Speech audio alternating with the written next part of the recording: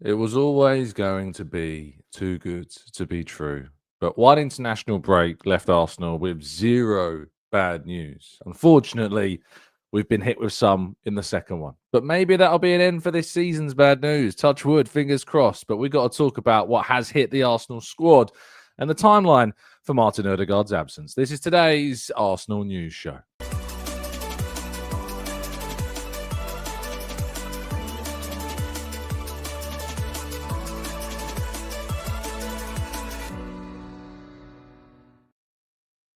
Hello and welcome to the Gooner Talk, back again with you guys and girls for another episode of what is indeed our Arsenal News Show, joining you every single morning at 8 a.m. UK time. Thank you so much, as always, for tuning in and joining me and making this a part of your morning routines. It is greatly appreciated.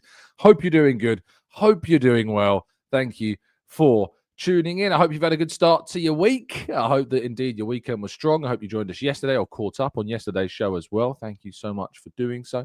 And let me tell you, this is the first of what is expected to be two shows today. Your second show today will be at 5 o'clock with a special guest, joined by someone who is a very familiar face to you all.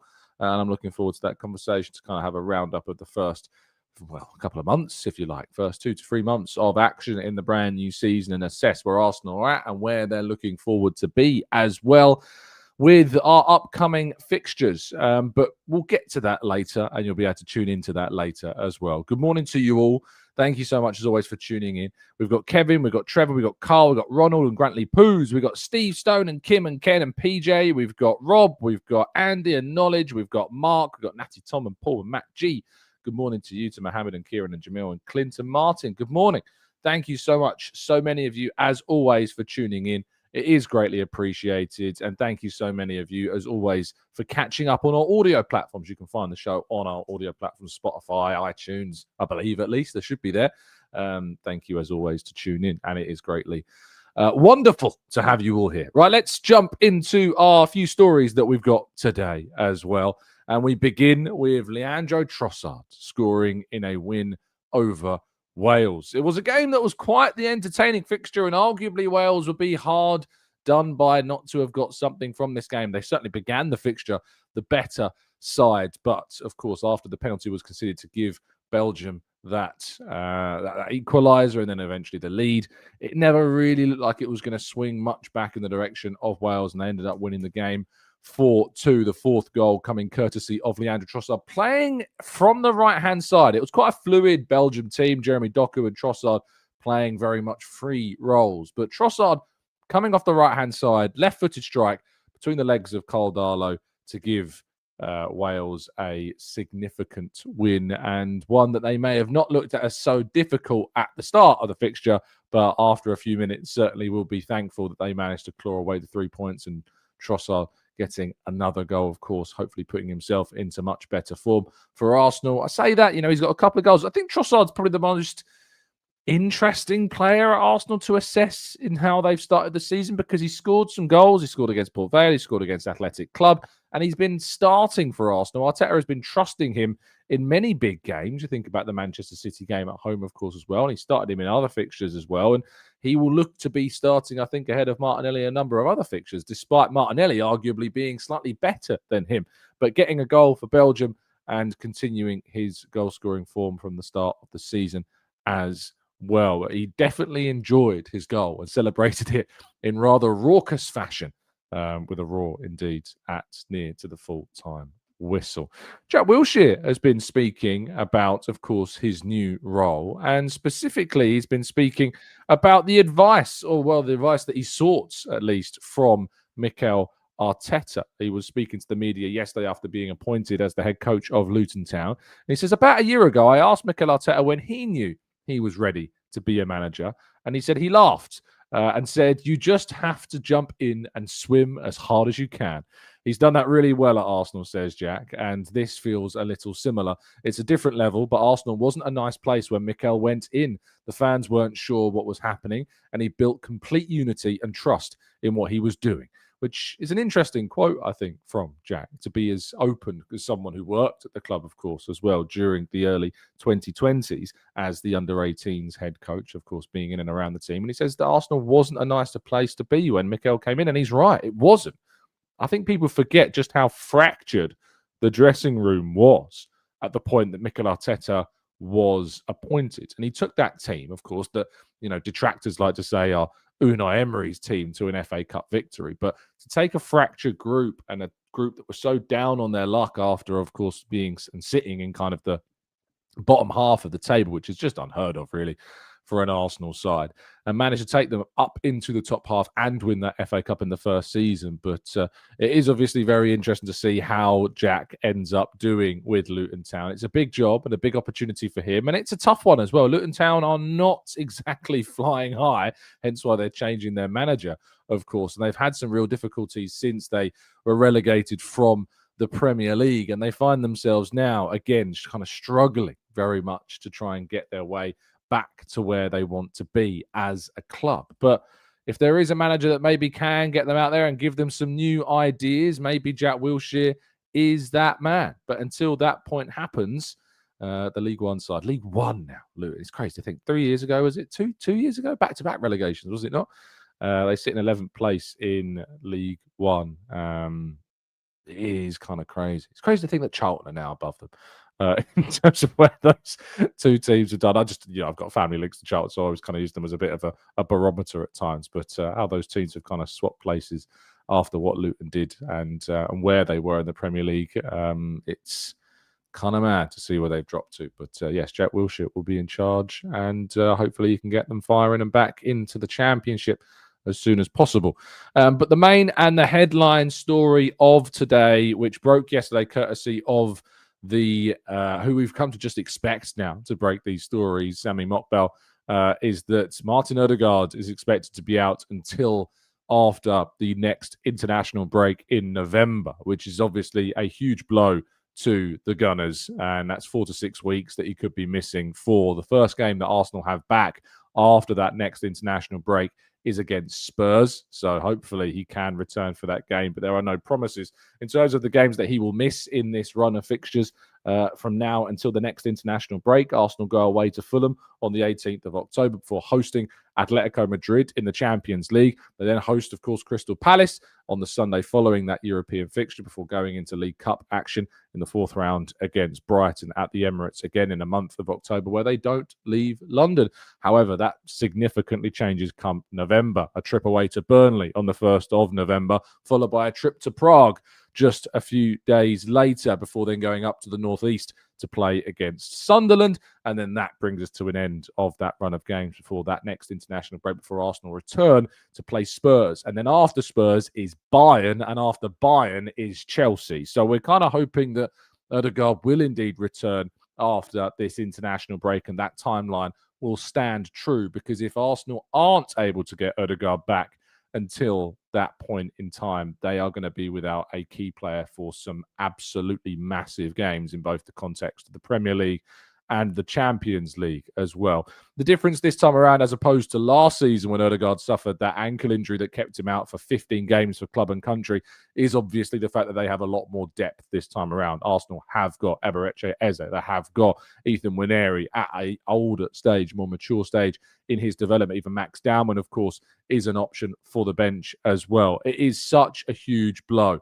I mean, questions like this don't help. Did we overplay Ødegaard? Is this result? No. All three injuries that Ødegaard has suffered this season have all been impact problems. Both of the first two shoulder injuries from awkward landings, and this one, of course, a bang of knees in the game against West Ham. This isn't associated with overplaying. I think if you see anybody even putting forth that idea as a question, trying to break through that narrative again of Arteta running players into the ground, all three of these were impact injuries. There's no conspiracy. There's no dominating agenda here. It is just three impact injuries. So if you do see kind of question marks around overplaying of players or whatever, just remind yourselves that these are all impact injuries that could happen to any player at any time. And it's just been really unfortunate that Ødegaard has gone through so many problems at the beginning of this brand new season. And it's gutting. It's genuinely gutting, because I think we've seen in the games that he has played, particularly when he came on against Newcastle and even the start of the game against West Ham, especially against Olympiacos, he was so important in Arsenal getting results in those games. His passing was excellent. His progression was really good. And we were starting to see the Ødegaard, I think, of 2 seasons ago and even 3 seasons ago that had so much to give to this Arsenal team, and he's going to be missing for another extended period, which really does frustrate, and it's really irritating. Really, really irritating. And hopefully, in the end, everything will work out for him.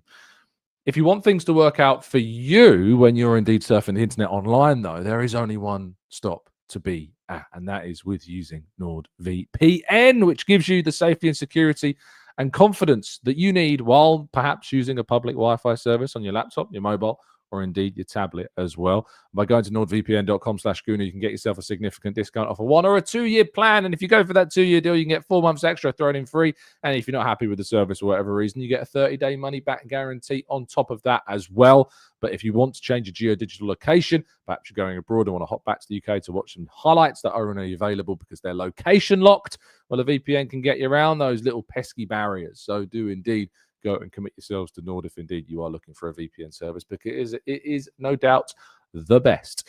Right, let's go to part 2, your questions and more, right after this.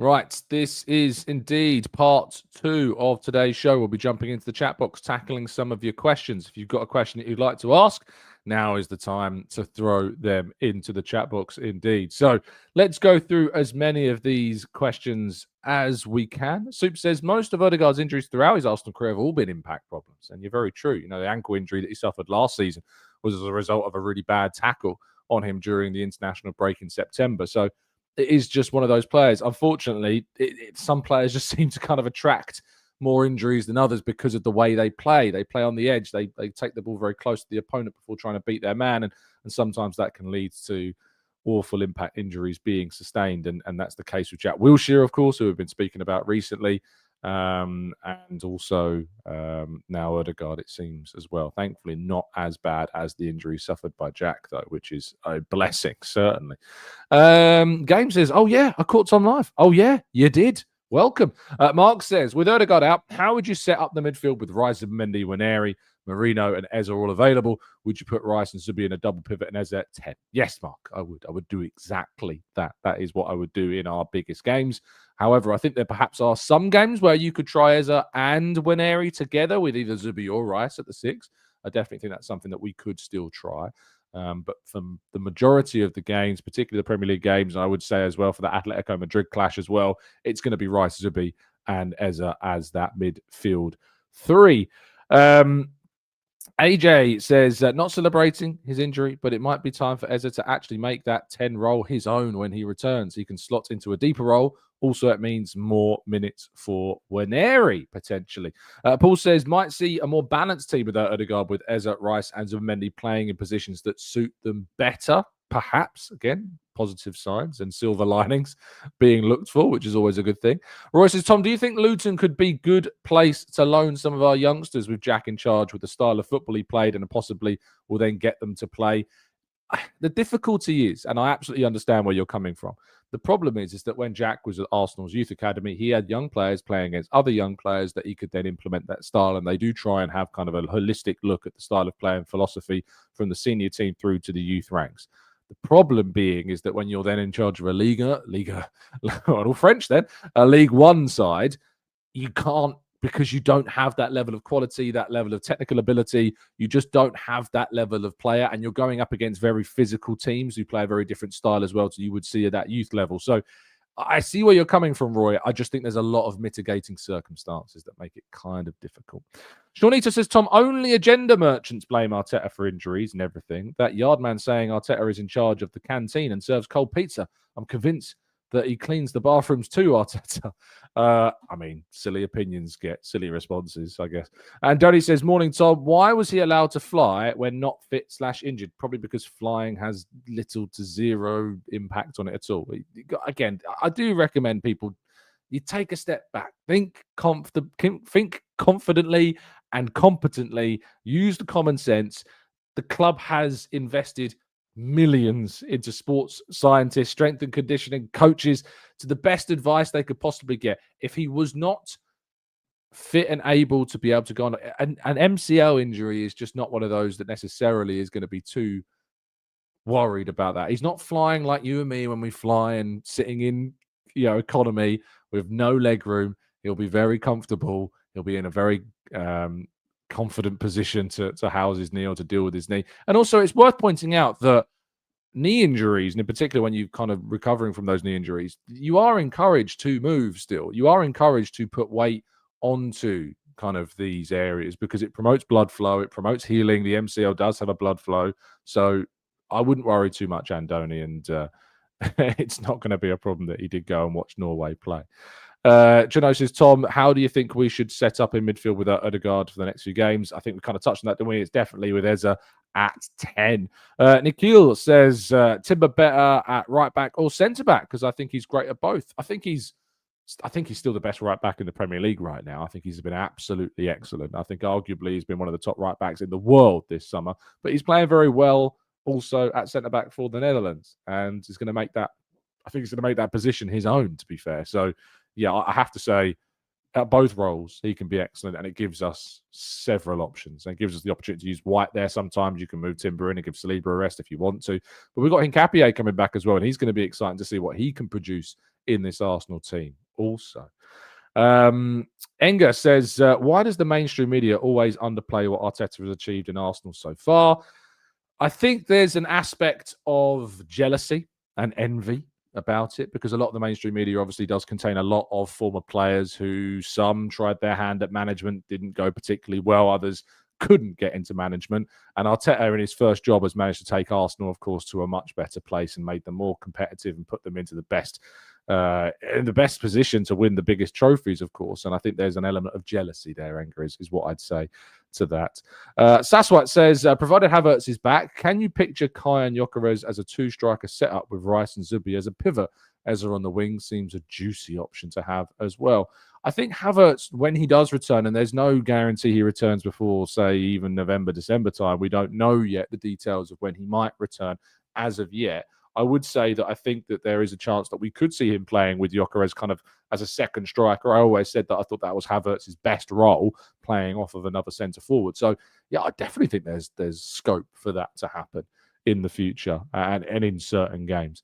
Pablo says, Ødegaard is a smart player. He should know it's not every challenge he has to get into, especially when it's less percentage of him getting the ball. I mean, again, Pablo, I don't think it's you or me to decide when Ødegaard goes in for a challenge. I mean, if we're in the Premier League level, you're not shying away from challenges. No one's shying away from challenges that kind of level. You might do that at Sunday League. You're not doing that in the Premier League. Mark says, do you have any info on the possible timing of returns of Havertz and Madueke? If I did, I certainly would have reported it. But at the moment, we only have the information that was provided, of course, at the time of their injuries, and that was that Madueke would be missing for around 2 months, and that Havertz, it would be a 3 to 4 month period that he would be out for. Iron says, must a manager have to perfect fit squads, perfect situations to win the league all the time? It's impossible, Iron. It's absolutely impossible. You can't account for these types of injuries that likes of Ødegaard have suffered. These impact injuries, they happen in games.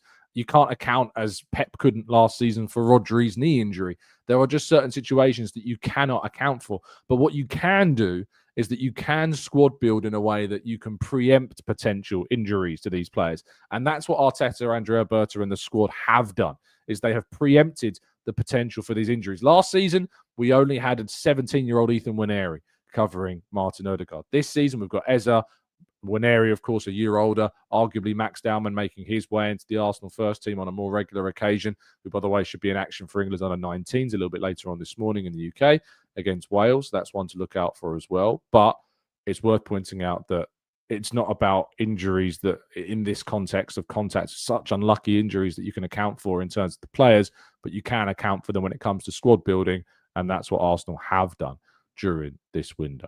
Samuel says, I made the mistake of watching Sweden against Kosovo last night in the hope that Victor Gyökeres would get a goal. It was an awful game, with Kosovo teaching a lesson in parking the bus, but this Sweden side seems terrible too. They are not producing the best performances, Sweden, at the moment, and it's not been the most successful period, of course, at international level for Gyökeres, but neither, arguably, has it been for Alexander Isak either. And Kosovo, of course, won that game 1-0 in Sweden as they are serious. I just can't. They won't qualify for the World Cup now. I just cannot see a single way where they are going to be capable of doing that. So, and you look at the quality in that side, Gyökeres and Isak up top. You've got players like Lucas Bergvall in the middle, Ayari, of course, Svensson. You've got some really strong players in that team, and they're just not producing anywhere near the level. I mean, Ante Alanga's on the bench. You could argue that maybe they should be thinking about a restructure of that side so they can get Alanga, Gyökeres, and Isak into the front three. But at the moment, it's just not a system that seems to be working for them, and that's going against them. So, yeah, not ideal for Sweden at the moment. Richard says, Tom, never been a we have to win something this season type of person, but with the likelihood that we'll have to thin the squad in the summer, or players will seek more game time elsewhere, now is the time. Why do we have to thin the squad, Rich? I don't think that we have to thin the squad. I'd recommend going and listen to some of the quotes that Christian Mosquera has been speaking about recently. He explained that Arteta explained to him that they wanted 2 players for every single position on the field. And as a result of that, he still joined Arsenal.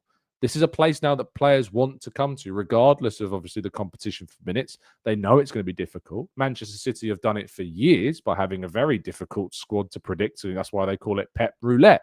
So no, it's not a case of like we have to win something this season because players might leave. I mean, look at the players that are committing their futures. Saliba, Gabriel, Waneri, Miles Lewis-Skelly, and there's an expectation that Saka will renew his contract as well. So no, I don't think so, Richard. I don't think that that's the case at all. I think the argument that we have to win something this season doesn't come from that. It comes from the fact that this is a squad that is ready to win things and a squad that should be winning things, not because of any fear about players leaving in the future. Philip says, who in the current squad could... What? What, Philip? Could what? He's not finished his question. I don't know where that was going. Here we go. Would you like to see get a contract extension still in the next few months? Well, obviously, I think Bukayo Saka's the top of that list. But I'd also put players in like Jurriën Timber as well. I think Declan Rice, Kai Havertz, will be going down to 2 years left on their deals at the end of this season. So you want to see extensions of Arsenal's best players, of which they are definitely included in those lists. So yes, absolutely. Vishal says, Tom, with our defense's solidarity or solidity, do you see us shifting to a back 3? Absolutely not. No, not a chance. That was what Arsenal did when they had to steady the ship at the start of Arteta's tenure. We don't move to a back 3 with the wing backs now. We've got the 4-3-3 or 4-2-3-1 system, and that is the philosophy of how Arteta plans to play moving forwards. Yaya says, yeah, I feel it's really jealousy, especially when it's these great players turned pundits. Arteta was an inferior player to them. However, now he's a superior coach, and God forbid he wins, indeed. Robert says, good luck to Jack Wilshere. At least he doesn't have to move home too much. No, it's pretty close to Luton these days. Dawa says, do you think Havertz's injury has had a negative or positive impact on Gyökeres' introduction to the squad? I think he has been able to play a vital game and he may not have previously expected to. It's a question that I asked Victor myself when I had the opportunity to speak with him after the game. I believe it was against Nottingham Forest, or maybe it was Leeds, one of those 2 games. And I asked him whether he thought that the injury to Havertz had in many ways kind of been a blessing in disguise for him. And while he said, you never want to see a player injured, he did admit that you want to play as many games as possible. Do I think that it has had a positive impact on him? Well, I think it's given him the opportunity to get more exposure to minutes in a new team, in a new league against different oppositions with different teammates. So I think that's obviously a good thing. But I think also it has come with a greater level of pressure. He's not been able to be taken off of the field if he is having a bad game and kind of taken out the spotlight and have that kind of respite of having somebody more, I guess, senior behind him in Kai Havertz. Senior in terms of kind of their experience at Arsenal. Certainly not age. He's older than Havertz, but certainly in his experience in being at Arsenal and in the Premier League as well. He's got a seniority there, does Havertz. So I think there's pros and cons, but certainly from speaking to Victor myself, he certainly feels that, that it's a positive thing that he wants to play more minutes, and that's what he's wanted since moving to Arsenal. Lars says we have the worst coach in Swedish football history at the moment. So there's Lars giving us the Swedish angle on that as well. And Mark says, I think the eagerness of great players wanting to come to Arsenal is down to the manager and the job that he's done, faith in his skill, and him keeping a very happy locker room. It's not just the players that want to join Arsenal, Mark, as well. It's the players that have committed their future. It's whenever I have any discussions, like I was on with, obviously, Dan Potts yesterday, and it's a very different environment over there, and I get that. And the people aren't overly fond of my opinions or my views, which I get. But at the same time, I do think that the idea that Saliba and Gabriel and soon-to-be Saka and others continue to commit their futures despite not having yet won something. It tells you about how they view their careers, their futures, how they view Arteta, and how they view Arsenal. It shows you that they are committed to the project. And as I say, I think when you see players making those decisions, despite a lot of people saying that they fear that those players were going to leave because they weren't winning things, we had to win things soon, otherwise Saliba was going to go. Well, that doesn't turn out to be true. And you know why that's not true? Because he has the faith that he's in the right place to win the biggest trophies, and he believes that he's in a place that can achieve that. And so maybe it's time that others hop on the bandwagon that he has joined as well. TG says, I've only heard the one team winning a league playing 18 players all season. I mean, was it... I think there's more examples than just one. I think the Invincibles had a pretty limited squad when they obviously won the league. They had to have a number of changes, of course. It wasn't just the 11 players that we all associate with the Invincibles. There was a lot of changing.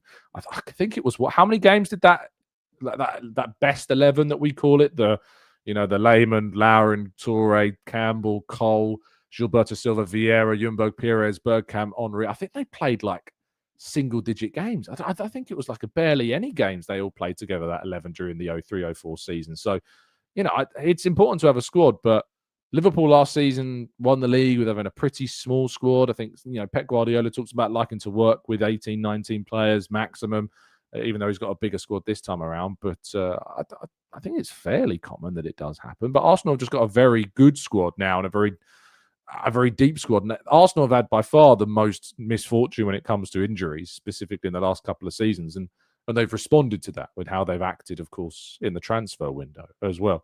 If you haven't dropped a like on the video, please let me remind you to do so. It really does help it out. Maybe, of course, you're a brand new listener to the channel as well, and you joined me yesterday with Dan and you want to subscribe and you like what I say, or maybe you don't and you just want to hear a different point of view, which I always encourage as well. If you surround yourself by the same points of view, you just will never grow, in your opinion. So I recommend you subscribe. And sometimes, but to be fair, those of you that have been subscribed for a long time, YouTube has a weird way of unsubscribing you. I get told a lot. I get messages, people saying, I didn't unsubscribe and YouTube's unsubscribed me. So just double check that you are subscribed to the channel, because sometimes they change something. It's a bit strange. Soup says, Leicester barely rotated, I think, when they won the league. Everybody pretty much stayed fit in that 11 as well. It's worth pointing out. So that's what it says. This trend of ours where we are improving player contracts without extending the duration, how common is that across the sport? Could our key players try to do the same thing in the near future? Well, I mean, I think it's more, do you look at the players that have done that? Trossard, Raya, they're in their 30s. They're at the ends towards their kind of key periods. You want to reward players without necessarily tying yourselves down into the latter stages of players' careers. So I think it's a smart thing to do to show that there is a pathway to get a higher level of reward despite not necessarily having an extension because of your age bracket. So I don't have any complaints about that at all. And I don't think that would be the case with kind of the younger players, because they would have extensions on their deals.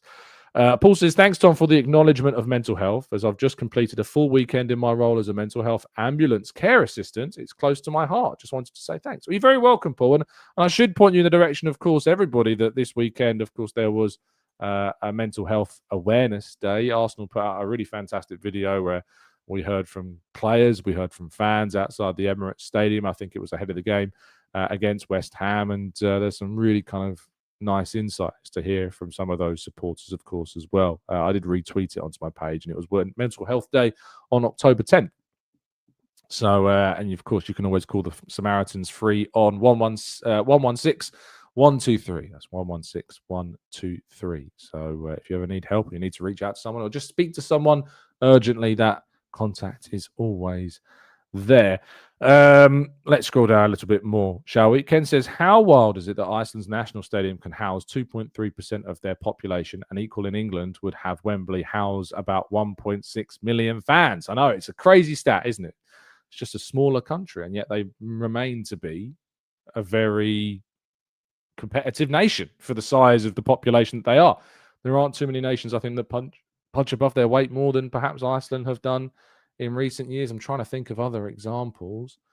I mean, I don't know how big Kosovo is, but it's obviously a relatively new nation to that of kind of football more recently. 1.5 million is its population.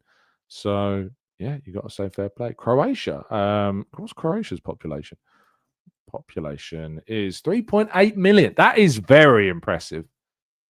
3.8 million people in Croatia, and yet they've got to World Cup finals. That is, I mean, they've had a golden era, of course, of kind of players as well. Uruguay's another good shout. Soup's really coming in with the international experience here today. Shari says their video from Arsenal was beautiful. It was, as Darbas says, it was a brilliant video. And Mike says therapy saved my brain and possibly my life. I think everybody should have access to it. Well, thankfully, here in the UK, you have got access to it. You can go through the NHS. I've personally done that myself. You have to wait a little while to access it at times, but it is worth the wait. And I highly recommend people do indeed access those channels if you need to. And they are available to you if you're here in the UK, of course. If you're elsewhere, obviously, I don't have the expertise to know about how you might access that level of support. But there are other online services, I think, more globally. If that's a way and you can afford to do that, then I recommend it as well. But always, the biggest thing I can say, and, you know, not to put our female listeners to one side for a second, but I do always say that as blokes, you know, we always tend to have stereotypically this hard exterior. We don't like talking about our feelings, but unfortunately, people taking their own lives is the biggest killer of young men in the UK. Potentially, you know, in other countries as well, but certainly in the UK, it is the biggest killer over here in the UK. So I always recommend, especially to guys, talk about your feelings, people. It's a good thing. But to bring everybody back together, of course, and our female listeners as well, it's important that everybody does that. So, yeah, get the help that you need, because it's really important that you do. Oslo says, wow, that's amazing, mate. Then we drink something else. I usually don't either. Had a lot of alcoholism in the family, so I'm usually very careful. I don't really care for the drinking culture and party lifestyle as well. I think that's probably in response to another comment that I've missed elsewhere, maybe. Well, unless I'm reading it wrong, Oslo, but thank you for sharing. Eddie says, how much does Ez's role change until Ødegaard is back? I imagine he's going to be counted on for creativity, but I really love the notion of him being able to provide some goals. I think the Ødegaard's a lot more creative. I think Ez is a lot more direct, but we've seen Ez's passing range. We've seen him produce some fantastic moments to create. You think about the pass for Gyökeres against Leeds? No, against Forest, was it? I think it was Forest, wasn't it? Yes. And his pass for Martinelli against Manchester City, you know, so he can produce a fantastic creative pass as well as being more direct. And of course, his shots have also led to goals like Declan Rice's against his former club. And as we're going up against now his former club in Crystal Palace in just a couple of weeks' time. Samuel says it's frustrating that Gyökeres has had to play 180 minutes with no goals this break. I would have thought he desperately needed a rest. Well, Sweden desperately needed points as well. It's worth adding to that, which have not obviously happened. Amberley says Ez has been unlucky to not already have a couple of goals. I reckon he'll find the net soon. I mean, he has got obviously a goal against Port Vale. He has scored already for Arsenal, so it's just now about getting more goals, of course, into his game. Ian says Cape Verde's World Cup qualification is a very nice story as well. Yes, indeed. I mean, I remember when Cape Verde went really far.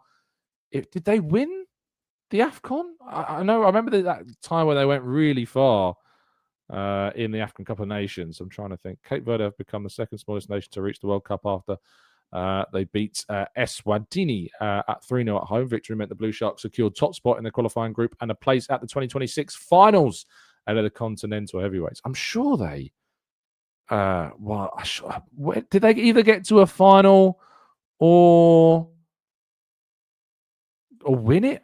Someone might know better than me, but I feel like I remember them going really far in the AFCON like 10 years ago or something like that. Dara says we're out tonight. A must-win game for us Irish as well. There's a lot of international matches, of course, going on in the sense I think England can qualify for the World Cup if they win in Latvia. If you haven't seen pictures, by the way, of the Latvian National Stadium, I recommend you do. John Cross has been tweeting some pictures on his X profile, so go and have a look. It's quite the ground. Like one of the sides of the stadium is just like a row of trees. It's very surreal for what we've come to expect. So go and give that a look if you ever have a chance to see it.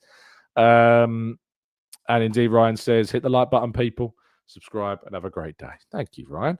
Mark says, Tom, I'm feeling that Gyökeres will break through with a goal from open play at the weekend against Fulham. Well, I hope that your feelings are indeed becoming a reality, Mark, because that would be very beneficial for Arsenal. That's absolutely what we want to see. We want to see Victor Gyökeres getting as many goals as we can. And also says it's Real Oviedo with Santi Cazorla on the back. It is indeed. That is the shirt I am wearing. It's the Santi Cazorla Real Oviedo shirt. I love this shirt because it holds such significance for me in my just love and appreciation for Santi, because this is the shirt of the first season when he came back to Real Oviedo. If you don't know the story of Santi Cazorla at Real Oviedo, it's one that you need to do your reading into. I can give you kind of a brief background, but effectively at the end of his career, he was playing in, I want to say Qatar, I think, Santi Cazorla.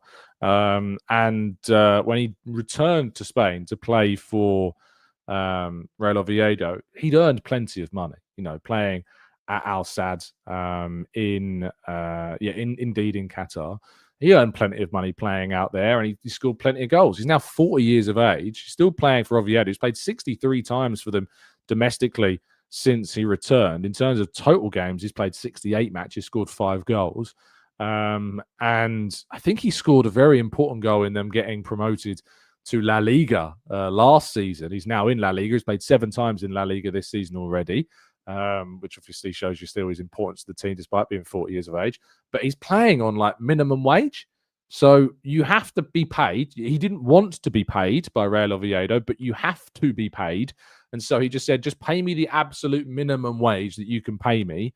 I don't know if he donates his wages. It wouldn't surprise me if he did. But he's given so much back to the club that obviously were and are very close to his heart. And it's just fantastic to see. Just fantastic to see him there and doing what he's doing. Obviously, he was part of the youth academy there for 7 years before he moved to Villarreal's youth side and second string team. But it's a great story, and that's why I love this shirt, and that's why I just appreciate Santi Cazorla so much as well. Adara says it was very disappointing. It makes it a lot harder to qualify, but I hope that we do. Would be a great achievement for the Irish, of course, as well. Best of luck to you, and I hope that it happens. Richard says his shirt sales also go to charity as well. Richard, with the knowledge on Santi as well. Thomas says, why are there friendly games in these interludes? Because there are some games that are qualification games, but some qualification runs have already come to an end. You have to remember that in Europe, there's a lot more teams qualifying than there are in South America or North America or Asia, for instance, I think. So because of that, the qualification runs go on a lot longer, whereas in places like South America, for example, they have already concluded their qualification run. However, because there's an international break, they still have to play games. So there's actually a game at the Emirates. Brazil are playing Senegal at the Emirates in November. I'm hoping to attend that game, in fact, because it's a game to go to during the international break. And I'll be curious to see how that plays out. There'll be a lot of hopefully Arsenal players in action. Gabriel and Martinelli, potentially some other key players for other London clubs also involved. So, certainly one to look out for. And Oslo says Norway playing the Kiwis today in a game. They are. And I think Haaland's been sent home now because obviously Norway, this is just a friendly, obviously. So Haaland doesn't need necessarily to play in the game. So I think Haaland's been given a rest and returned to City. Iron says, one of the best two-footed players I have ever seen. And because of that, he can play at this age. His feet takes care of the lack of speed, if there is any, of course, left. Absolutely. Any conversation about Santi is always welcome in the TGT chat box. Ken says 10% of Santi shirt sales go to the academy as well. Some more good information on this. And Mark says we should do a campaign to bring Santi back to the Emirates on the staff. I mean, he's not finished playing yet, Mark, but it wouldn't surprise me if one day he did return to Arsenal. He's very good friends with Mikel, so maybe that is something that we do see when he decides to finally hang up his boots. Thank you so much, as always, for tuning in. It's a pleasure to speak with you, especially when it regards Santi Cazorla. But thank you so much, as always, for tuning in. It is greatly appreciated, and I hope that you will, if I can complete that sentence correctly, drop a like on the video and subscribe to the channel if you're new around here with those notifications turned on, so you never miss a show. I'll be back with you tomorrow morning, but before that, I'll be back with you at 5 o'clock this afternoon with a special guest to talk about all things Arsenal over the last few weeks. It's always good to catch up with my guest that I've got for you a little bit later on today, so I look forward to that one. But stay safe, stay well, stay happy and respectful, and as always, up the Arsenal.